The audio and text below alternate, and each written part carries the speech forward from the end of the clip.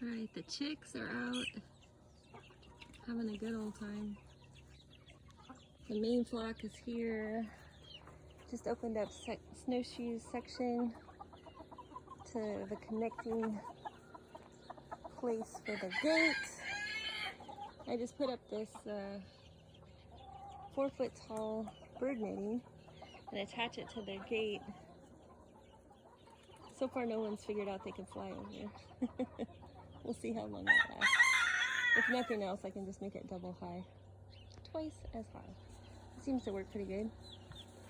And then the tiny coop residents have an extra run today. And that's right. You ready to go outside? Okay. These are some sassy ladies.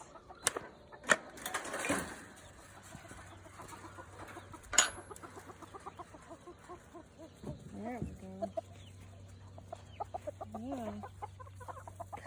Yeah.